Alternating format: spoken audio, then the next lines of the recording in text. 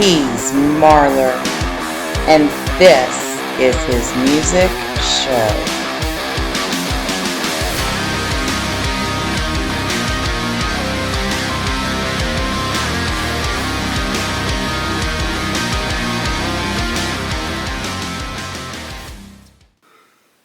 Hello again, everybody. Welcome to another craptastic episode of the Marlar Music Show.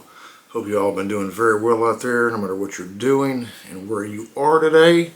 It's been a couple weeks since I've posted anything. Been a little busy, and also I've been wanting to do this episode on the Final Kiss show. I've been thinking about things. It's been a week now, so I've been kind of letting it settle in. Try to bring myself to realize that they're done, supposedly anyway, although I think they really are. I'm not talking about the Avatar thing. We'll definitely delve into that in this episode. But so I wanted to kind of let things sink in and everything, let it simmer, give you my thoughts and my review. I did watch the pay-per-view live, most of it. We'll get into that in a minute. Just kind of give you my thoughts on, the whole thing and what I thought about it and what my feelings and emotions are about all this moving forward. So anyway, last Saturday night was their final show ever, supposedly. We'll see.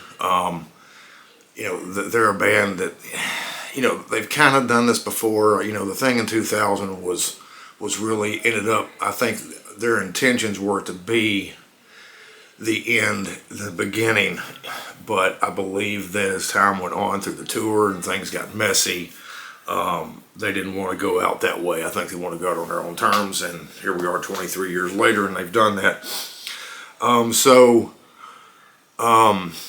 As everybody knows, the week leading up to that final show, Paul had gotten sick.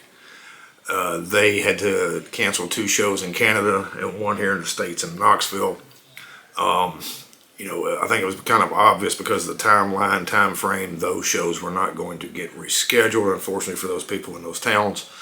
Makes me sad for them, because a lot of people, could have been the first time they were ever going to see Kiss, the only time they were going to see Kiss. Could have been the first time in a very long time. I know they had not played Knoxville in about 20 years. So my feelings go out to those people that had to not see them because of that. The week leading up to, I debated on whether I was going to buy the pay-per-view. It was one of those things where, I was like, it'll probably pop up on YouTube, the next day, which it did. But it was like, I think maybe I might want to see that live just to be in the moment of when it's happening and kind of see how it goes and yada, yada, yada. And so I was talking to my wife and I said, tonight's their final show. And she goes, it's on paper. I said, it's on pay-per-view. And she goes, well, I know what you're going to be doing tonight. And I was like, well, I don't know. And I told her my reservations about it. And she said, why don't you go ahead and do it? You might regret it if you don't. So I ordered it. Got logged in and everything, and it said waiting, 15 minutes your program starts. So I go hit the back button, go back and do the same thing. And after about an hour, I'm going, what in the hell is going on? So I totally logged out, totally logged back in, and here it is, and they were partially into their set. So I didn't see the whole thing live. I have seen the whole thing since. Because it's on YouTube, and if you bought the pay-per-view, you get to watch it up until January 1st as many times as you want, which was pretty cool. For $45, that's not bad, because it's got the pre-show stuff, post-show, and a lot of that's on YouTube as well. But anyway, so I didn't get to see the whole thing live. I saw about 3/4 of it, and it was very surreal in that I'm sitting there watching this and thinking, I'm watching history live. This is the last show that those 4 are ever going to do live. And I'm seeing it as it's happening. It was really kind of emotional for me in a lot of ways because it hit me. I'll never be able to see them live again. This is it right here. Even though it's in my living room and on my TV, it's still live as it's happening. And I watched the Last Kiss pay-per-view in 2000. Now that one was a little different because it aired on the night of their final show, final American show of that tour, and ended up being Peter's last show. But the show that they aired was not that show. It was one that was filmed back in the summer of that year, or maybe early, whenever it was, from the Meadowlands in New Jersey. So it wasn't live. It was kind of, that was more of kind of a gimmick than anything else. This, yeah, it was a gimmick. I mean, their final show, we're going to put it on pay-per-view and make more money, and it's going to be broadcast in 150 countries around the world, and yada, yada, yada. I don't know how many buys it had. I do know that every Kiss Facebook page I'm on, there were comments about it, people watching it, this, that, and the other thing. So, my thoughts on the show itself are, it was a good show. It was a typical Kiss show for the End of the Road tour, which I was fortunate to see 6 times. They sounded just as good or better than they had the times I saw them. I think it looked like they were putting a little more of themselves into this show than previous ones I'd seen on YouTube or whatever. It looked like they were giving a little bit more as their last one. The set list was pretty much the same. Everybody would have expected that, it would be a little different. I didn't think it was going to be different. I just didn't see them changing a set list for one show, even though it was going to be their final show. It's not something that Kiss usually does. They'll change a song here and there from leg to leg, but in terms of doing a major overhaul of their set list, they don't normally do that. So I wasn't really surprised about that. I was hoping that they would, if nothing else, just add a few songs in there. It's your very last show. Instead of playing 2 hours, play 2.5, 2:45. It's your very last show. You've got the rest of your life to recover from being up there for 30 minutes longer and playing 5 more songs or whatever. But they didn't do it. They stuck with the set list that they've been doing for most of this year, I feel like, with Making Love in there. That was disappointing. I was hoping that they would do something a little bit different for that final show. Like I said, add some songs, throw in Strutter, or throw in Parasite, or throw in She, Hotter Than Hell, Got to Choose, maybe Unholy, something out of the ordinary that I don't normally do. Play God Gave Rock and Roll to You, except for at the very end. Put Crazy Nights back in, put Tears Are Falling back in, just something to expand it, but they didn't do it. Not a huge surprise there, although disappointing. But overall the show itself was, I thought, really good. They sounded good. The camera work was fairly good. There were some key moments that I feel like they missed. Like, they didn't show Gene breathing his fire from close up. You kind of saw it as an afterthought from far away, and it kind of took away from that moment or whatever. And so a couple of the explosions that happened in key points, they didn't have the camera on. Little things like that. But the production, I feel like, was pretty good of it. The pre-show was a little cheesy at times. It was cool seeing Gene's kids and Paul's son Evan being interviewed. That was pretty cool. And some of the pre-recorded interviews they did with the band, I liked. I thought that was pretty good and a little bit, not necessarily eye-opening, but just kind of reminiscent. I thought Eric Singer's interview was very, very sincere and very humble. He mentioned how lucky he had been to be in this band for all these years. And I've said this many times, I think once they put him behind that drum kit for the last time, and he's been there for 20 years now, I think that saved the band tremendously and gave them the opportunity to carry on as long as they did. The post-show was almost uncomfortable to me, though. The interview with Gene was weird. He was being emotional, kind of, and I don't know if he was trying to hide it, trying to fake it, what was going on. It's kind of weird things going on there. The coolest moments in that were the moments he had with Nick and Sophie at the very end. The Doc McGee interview was kind of strange. But the weirdest part and most uncomfortable and was like just, it was like watching a train wreck to me, was the Shannon Tweed interview at the end. And it was like she couldn't get her thoughts together, and like it's almost like she was drunk. She just, it was embarrassing, really. And I've got my thoughts on Shannon. I'm not a big fan of hers, for a number of reasons. Gene loves her. He seems to be happy with her, whatever. But that's a whole different story. So yeah, the show itself, just the production and everything, and it was about what we expected. It was really good. As far as the contents of the show, what Kiss did, we've already touched on the set list.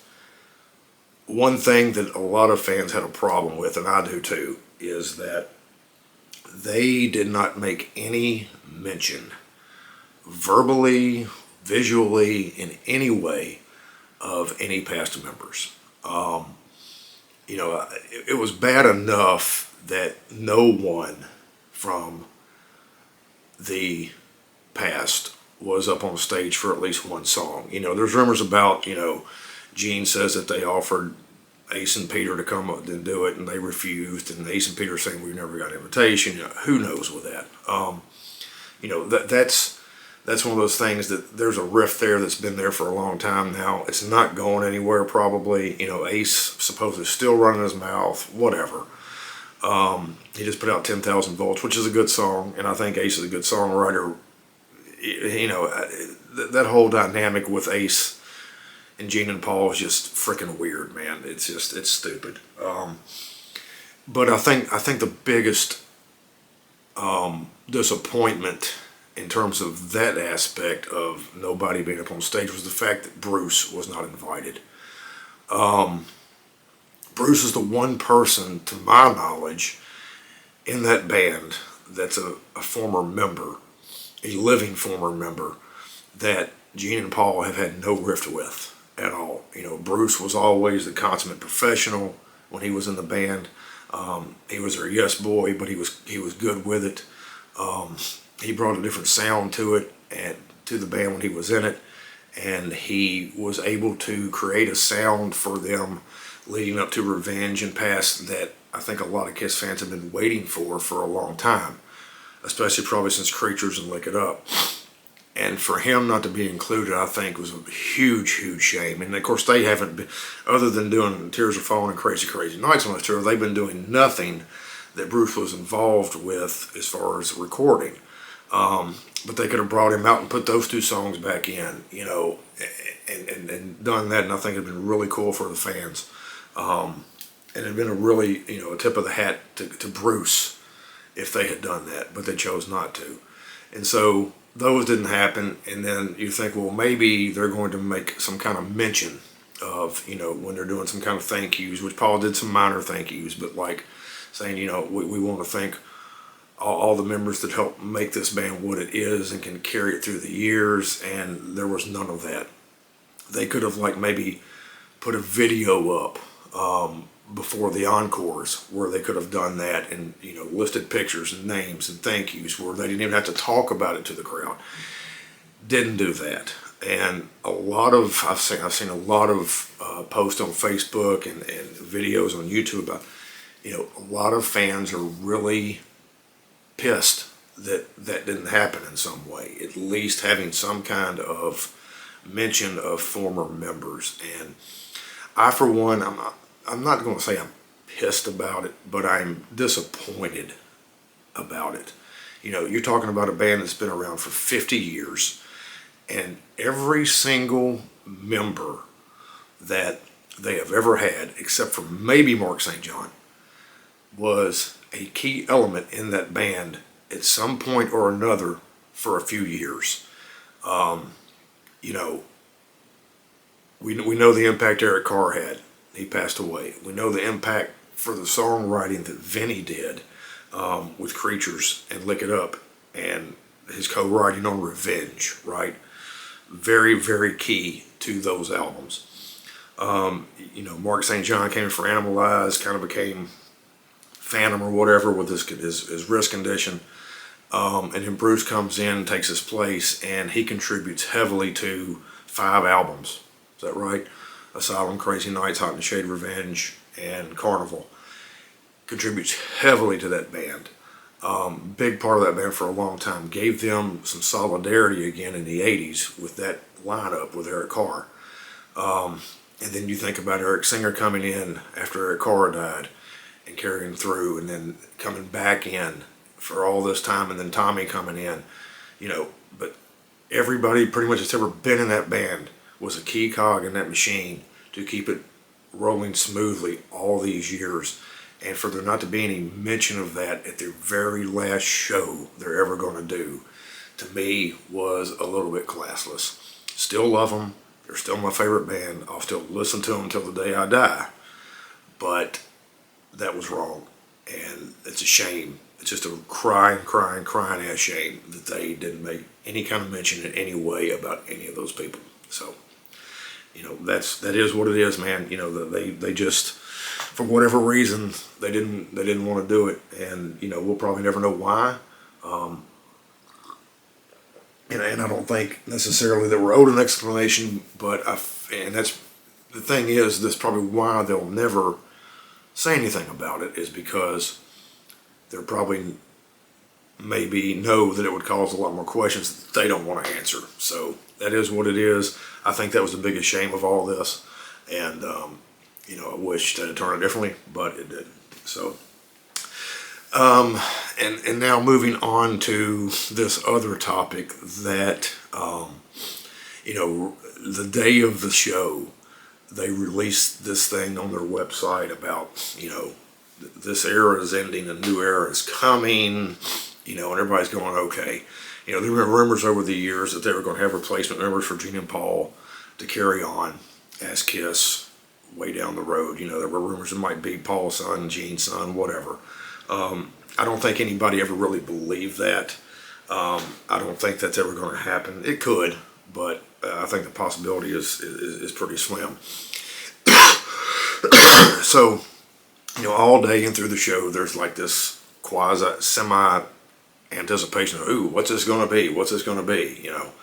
And they even put a thing on their website where you could get a scan code for after the show to something. Nobody knew what it was going to be to be able to view after the show, right?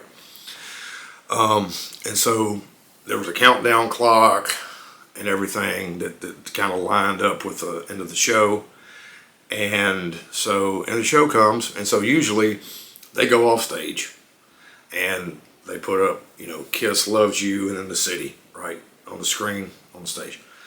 And then in the background is played God Gave Rock and Roll to You.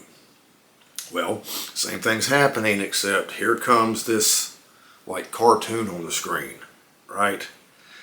So for those of you that have been under a rock the past week that are Kiss fans, what's going on is they are going to live on through avatars. Through avatars created from those 4 members. If you haven't watched, get on Kiss Online. There's 2 or 3 videos about it, about the making of it, and this, that, and the other. And apparently they're going to do concerts this way to pre-recorded music. I don't know if it's going to be in arenas or movie theaters or whatever. No. I, for one, will have nothing to do with that. If I can maybe watch it for free, sure.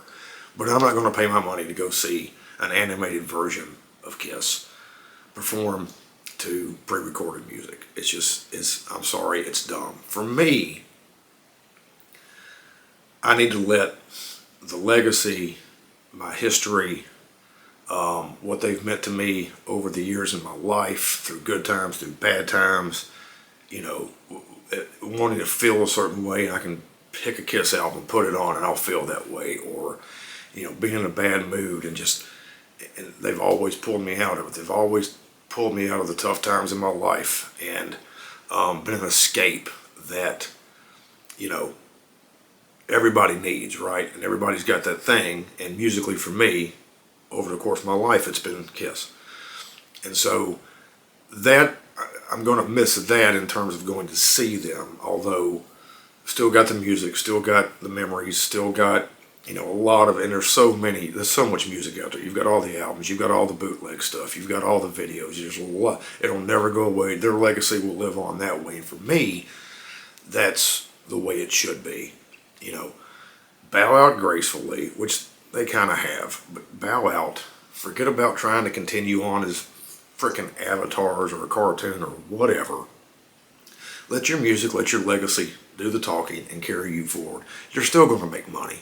They're still going to make royalty money off their music, which I get nowadays is not what it used to be because of streaming. But they're still going to sell merch. They'll be fine.